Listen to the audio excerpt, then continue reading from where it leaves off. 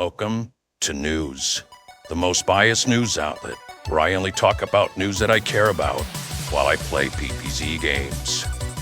In our first story, beef and crashes on Switch 2 constantly, especially at the end of games when transitioning to the score screen.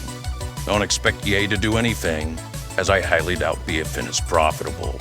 They barely were willing to do anything about Garden Warfare 2, and what they ended up doing didn't fix the problem of the anti-cheat, and Garden Warfare 2 has like 10 times the player base. Joy-Con drift has not been fixed on Nintendo Switch 2 Joy-Cons, which we basically knew since the launch when it was discovered that they would not use the Hall effect sticks that are pretty much immune to Joy-Con drift unless used just ridiculously extensively.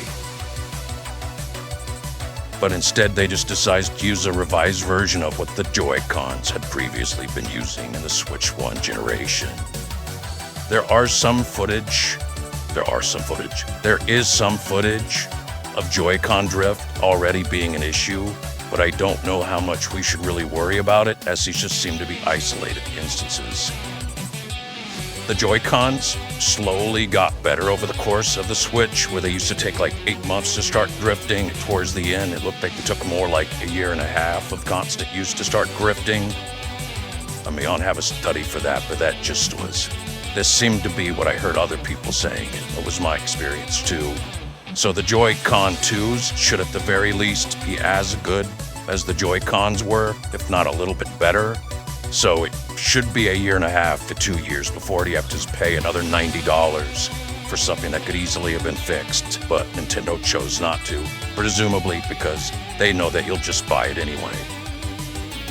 Which the people who are willing to pay $500 for the Switch 2 in idealists from our cart world absolutely will just buy it anyway in 2 years. So I guess Nintendo was right.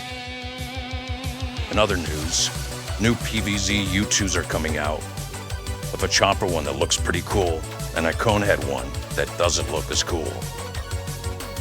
People have started changing their pictures to clippies to fight anti-consumerism, which so far has been purely performative and hasn't done much. The clippies have made a website to keep track of anti-consumer practices, and I guess boycott them? Time will tell if this will do anything. It probably won't. EA has confirmed that Plantsvszombies Replanted will not have any microtransactions. Hopefully they will also confirm that they didn't use AI, or if they did use AI, they used it in like really supplemental ways. Like, I don't know, maybe they had AI help write the code, though I would kind of be skeptical on how good the code is. Though personally, if the code is good, I don't know how much I care about it. Like if the music is AI generated and the visuals are AI generated, then that sucks. But like, I don't know. If the ideas were made by humans, but the actual means, like the code for a game, was created by AI, does that make it less art? Was that really part of it? Setting a mod is less art than like an original game because you didn't make the code? This is getting too philosophical. In other news, Elon Musk decided to make it where Grok, their AI, could make porn of any image you give it by enabling spicy mode. This will inevitably lead to lawsuits, as making porn of people without consent using AI is illegal in many countries, and is a legal gray area in most countries. It's actively legal in, I'm pretty sure, literally zero, because why would you make that legal? Also, I doubt very seriously that AI could tell the difference between a 17-year-old and an 18-year-old consistently. So like, just inevitably, get ready for this fame to make child porn. I'm not gonna test that though, because I don't want to be in a watch list. Finally, the highly anticipated Crimson Front world for Plantsvszombies 2 Outverse has come out. So World War II themed one, and it looks really cool. Oh wait, that's not it. Professionalism. There's actually 3 more stories. Surprise! Roblox is suing a predator hunter, Schlep, for hunting pedophiles. That can't be real. Let me check that.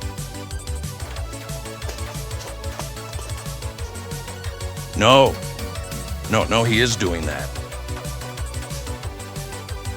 Okay then. The Google Chromebook will no longer support Steam in 2026 as its beta will end.